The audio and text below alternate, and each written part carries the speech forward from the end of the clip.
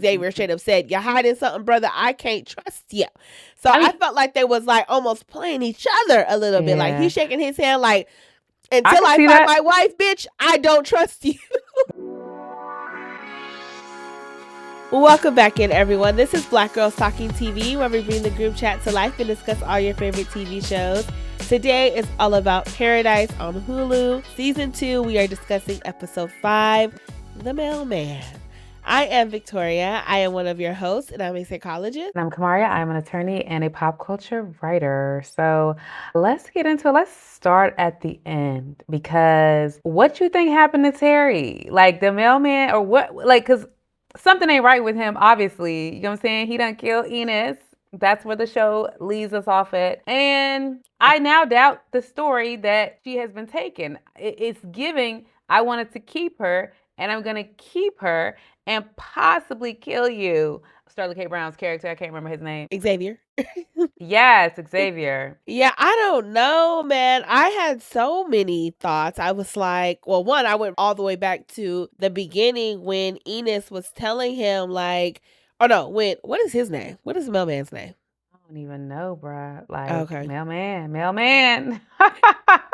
I went all the way back to the beginning when the mailman was telling Enos, or asking him, well, what do we do if the person with the gun turns on somebody else? And he was like, oh, I didn't think about that. Lo and behold, he the one turning on the people with the gun. I was like, bro, what is happening? But I instantly thought, is Teri on the train with them folks for real, for real? What happened to the little boy? Because the little boy saw him kill Enos. Is Bean dead? Is Bean and Teri dead? Is Bean and Teri held captive? Are they really on the train? Like, I had so many questions. I was so confused. Yeah, I'm unclear right now. Like, the way I watched the ending twice, right? And I feel like the way that Sterling K. Brown's character, like, he shook his hand and he was looking at him, I thought, oh, he trusts him now because he feels like he told him something. But the second time I watched it, I was like, he really looks almost like he shook his hand, but then he looks suspicious still, or looks odd. I'm unclear. I'm unclear as to what's gonna happen. And the way they killed off Annie, I don't put it past him to kill off Teri. Like, you know what I'm saying? She ain't been somebody we've seen every episode. You know what I'm saying? She's not Xavier. She is his wife, but she's not him. And I just feel like, I don't know. Yeah, that would really be tragic for Xavier. Yeah. I don't know. And for the kids, like, even though, like Xavier said, I've gone the last 3 years thinking that my wife was gone, but as soon as I heard her voice, I knew I had to come and get her. But I don't know, when he did, going back to him shaking the mailman's hand, I was thinking, are they trying to play each other almost? Because it felt like the mailman was trying to give him something so that he could relinquish the trust, right? Like, he learned something about Xavier and why he was able to trust the nurse and the mechanic with the baby. So I felt like he was like, okay, I need to show some sort of vulnerability or like keenness for Teri in order for him to understand that we're on the same side.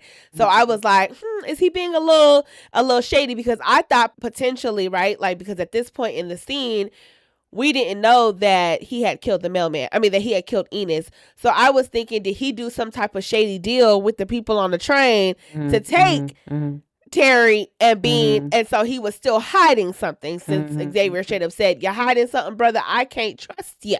So I felt like they was like almost playing each other a little bit. Like, he's shaking his hand like, until I find my wife, bitch, I don't trust you. Yeah, no. And he like, nah, it's still some shit you don't know, but let's carry on. I mean, obviously. And so since Bean saw it, it makes me wonder, like, where is Bean? Is Bean somewhere separate? And it just takes me back to the beginning of the episode when Teri got in that van, the mailman truck. I said, there's no way. I don't think there's a way I could have gone with them. Like, you know what I'm saying? Like, because yeah, we could be surviving the world, and then y'all could have me down there as like a sex slave. Like, no, know if I'm not even playing with you. That's the first thing No. I thought when he was like, Yeah. the world is ending. It's like, I might have to find a basement because this right here neither one of y'all look like safe people.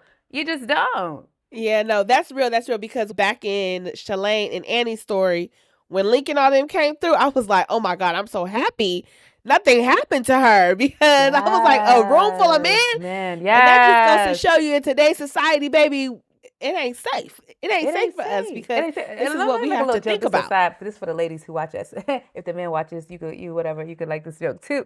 But I remember this thing I saw. This lady was like, "The future is female" or something like that, like a shirt that was like that. And then this guy commented and was like, "If there were no men, who would protect y'all?" And then the woman was like, "Protect us from who?" Correct. You saw that? Correct. No, I did not see that. I Oh, okay, thought she okay. was Because saying. I was like, did I tell you this before? I just think that like I have great brothers and fathers to look at, but I think that's hilarious. No, for Hilarious real. that joke. So anyway, it makes me think of that because like when the Link situation happened, I thought as well. I didn't talk about it during the episode, but I was like, it's entirely too many men in here for me to ever have felt comfortable. I would have been like, yeah, no, y'all gonna have to like put your guns outside. And I'm locking my room at the top of wherever I'm gonna be, but Yeah, I don't know. I don't know if I would have gotten the truck. I did have that thought too, but I was like, child, where else are you gonna go? If you telling me I can go underground, if I feel like I'm strong enough to fight you, and you telling me it's other people down there, I don't know. I don't know. It would have been a toss up. Like, what do you do when we are at the end of the world? I think I would have You know? gone. I there's something I don't think I would have gone. I don't think I would have gone. But I may have regretted it, but I don't think I would have gone. Like I have a very strong aversion to strange men. Like even though like the way they set him up, it was just kind of like, oh, you are just a weird guy, but you're nice. And I'm like, that weird factor is strong. You got to pay attention to that shit. You know what I'm saying? Because that was the thing that it turned out to be. You know what I'm saying? Is the weird shit. So it's like, you got to pay attention to that weird shit. Like sometimes people do, oh, they do a nice thing or they pay attention to that weird shit because weird shit, something ain't right. So just trust it. Yeah. It goes back to when in the last episode I said it was something about the way he was talking about Teri was my partner. She was here with me all 3 years. She is my very best friend. It just sounded so cryptic the way he was saying that. And so when they finally in their little bunker or whatever, and he pull out his postcards and he reading all shakily, by the time we get to the end of the episode, I'm like, did he practice this because he knew at some point Xavier was going to come looking for her? Did he practice saying that one speech because it sounded so choppy, just like it did when he was reading the postcards? No, Yes. that is real. That is real. What you just said made me think about his use of past tense when speaking about Teri. Like that kept making me wonder if she was, if something happened. Because like if he tried to trap her, she a strong woman. She gonna fight. Like she's not even the fact that she's been on this trip. That's another thing. Like get to that in a second. But the flashback in the beginning, it was like when she went on the trip. I was like, girl, let's revisit that decision. But anyway, she is a headstrong woman, so she will fight him, and he might have had to kill her not desiring to do so, but out of the weirdness that is just uncontrollable in him. And so he kept speaking about her in the past tense. And even in that I noticed it because of that last scene that I rewatched where he was like, she was, and I loved her. And he kept speaking about her in the past tense. If she's over there, you would just be like, I feel like if she's just over in another camp, you would maybe say, I really love her. I am saddened. I've tried to get her. I mean, he said he tried to get her, but like I'm just saying you would speak about her in present tense. Like I love her. I have, because she only been gone for 2 weeks. That's what they said. And that's what they said. Mm-hmm. Yeah, and I think like the people said was that taken 2 weeks ago. Yeah, but right before she was taken. Yeah. And the people on the train said they were only going to be there for 2 weeks. So. And also, too, they were non-threatening. So why he is having Xavier go through this charade of trying to, like, blow them up is crazy because is that them? I think so. I would think so. Okay. I couldn't tell. I couldn't tell if that was just another group because then they had the group at the warehouse where the lesbian couple were now, and they That's the swap had meet. the swap meet. They had this group, and then they had. I thought the train group was just another group, because they said sometimes they Yeah. run into groups and they run into people, yada yada. Yeah, I don't know. It seemed like it was still them. It could be I mean, somebody different, but it seemed now like it was still them. if it was them, I will Led by say Link, by the way. you saw Link up in there. No, remember the lady was like, the leader is a kid named after a video game. That's Link.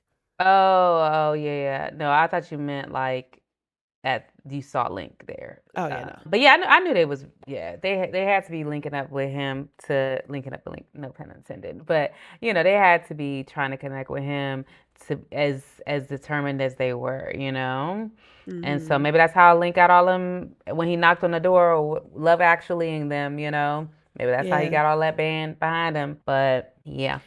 Yeah, it's gonna be interesting how it all pans out. I definitely was like, "Ooh, y'all threw us for a loop." When it started, and I was like, "Oh, is this episode all about the mailman?" And then the Paradise screen came up with the episode title being the mailman. I was like, "Are they about to introduce her to a new character, and we're gonna hate them, like, or we're gonna fall in love with them, and they're gonna do something with him? Like, what is happening here?" But yeah, I am trying to figure out and put all the pieces together how this is going to click because I was like, hold up now. Hold up. Yeah, I mean, it's one of two things. Teri is either kidnapped somewhere for his kept for his pleasure, or she's dead. Yeah. It was interesting too as well though. The Mailman had said when he was having that conversation with Teri and talking about Enos and whether or not, she should be kicked out. He was like, I have this instinct that you're just a big part of this. And so we go back to like how the entire story is going to come together.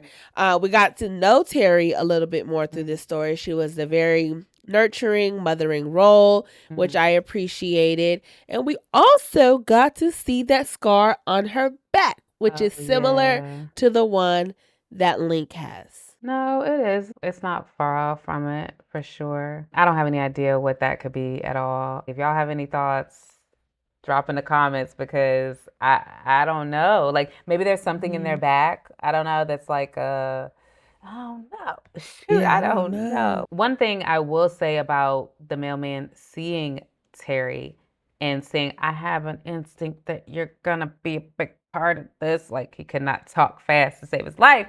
But is that I think he liked her from the moment he saw her. Love at first sight, child. Yeah, like I think he Enos had his his crush, like the nurse, and the nurse. I thought that was so hilarious when the nurse was like checking for. Yeah, I thought that was so maybe hilarious. she going the other way, honey. The absolute other way, but I think he felt like 3 years gonna be down here, like maybe, Right, so right. I think there was something that he felt from the beginning. And that's why I said, like, child, you can't be getting in no truck with these strange men. Like you just can't enter the world or not. Like meet your maker. Meet your maker. Yeah, okay? no, for real. For real. But now that you say that, I am wondering if he thought like this was his way of having a family, like Teri would be the wife and Bean would be the kid because he brought them into the bunker. And so maybe he like saw these 3 to 5 years flashing before his eyes in that moment because he's all like gazed out at them when Bean grabs Teri's hand. And so maybe he's like, oh, this could be my family, Yeah, I don't know, especially because they spoke about him and Enos being so lonely. Yeah, so it's gonna be interesting. And now that we're actually talking, I'm sitting here wondering, first season was about like who killed the president. Is this season gonna be about who took Teri? Oh my God. If they were gonna do that, I need them to set that up in episode 1. I don't want the whole thing to drag on, Like I want us to get back to the bunker. Like we got too many storylines. But I will say this time, like I did, maybe last time when I was watching last episode, I was a little dissatisfied. This time I did sit down intensely and I watched it. I had nothing on. I had nothing distracting me.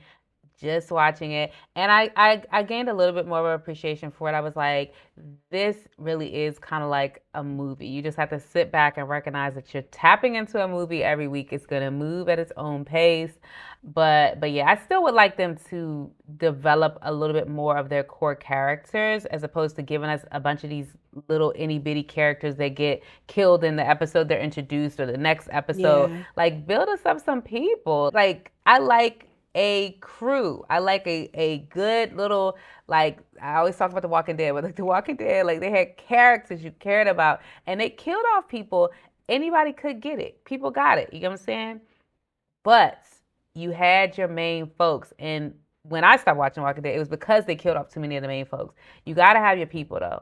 And I don't think they have enough people in here that we're rooting for except for Xavier. And then every now and then it's like, oh, yeah, the kids exist. Oh, yeah, Robinson. Robinson exists. Yeah. It's like, oh, yeah, these people. It's like, this needs to be a little bit of more of a cohesive storyline. I just need them to do a little bit more of just bringing it all together, giving us our folks we want to root for, all that good stuff. Because the episodes are entertaining.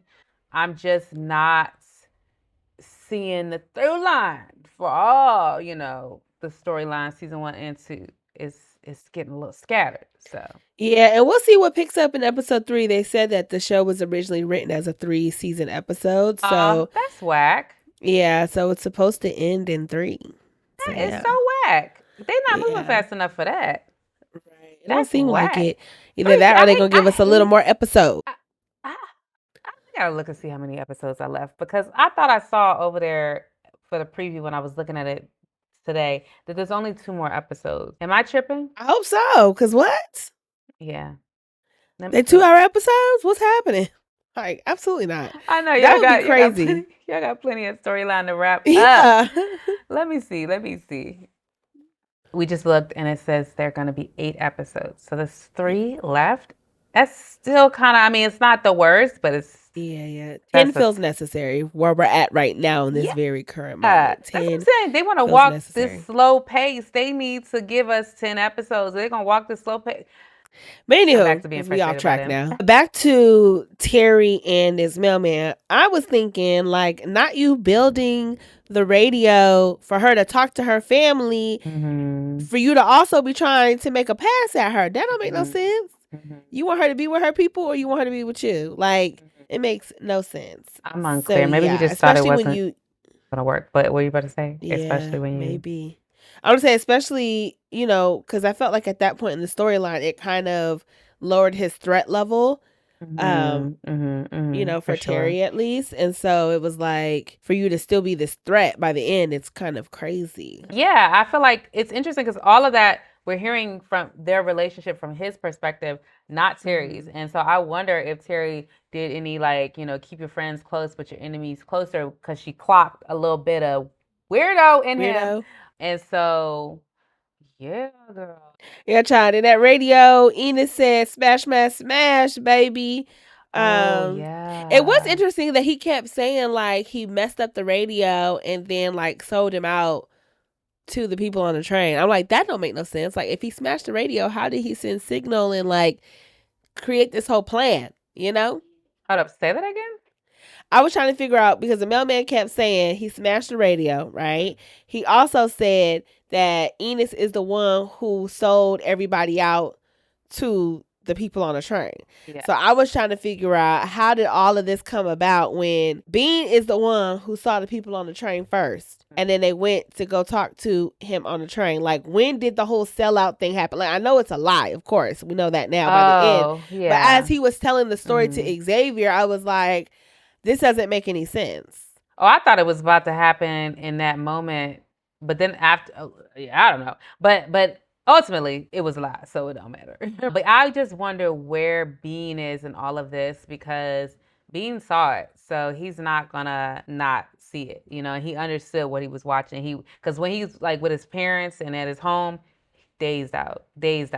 Oh, couldn't recognize right from wrong. I mean, not right from wrong, but couldn't recognize that, like, I'm in a situation I shouldn't be in, because he was just so young. He's a child and his parents not taking care of him. So I think he was oblivious. But here, his eyes, I don't think he's oblivious to this. This is not right. I think he knows that.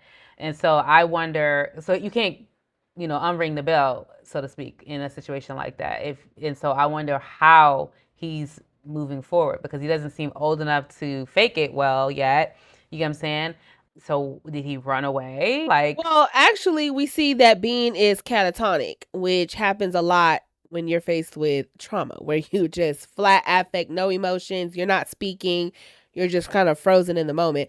So I think Bean understood what was going on with his parents, and that's just how he coped with it. Like, he didn't speak, Well, I mean, did he not speak initially? I can't even remember. I thought he was speaking. Every time the mailman came to their home, he was like, "Hey, are your parents like here?" And he asked him his name. He said nothing. He just asked for food, and that was it. Doctor spotting that, because yeah. So I think what's about to happen is, if there is a situation where Bean is in any type of space with the mailman, he goes back to being quiet, because he was quiet with the mailman. He started speaking because Teri arrived. And so if you disconnect Teri from the little boy from Bean, he's going to go back to that trauma response. It's like, you took away my mother. Like, girl.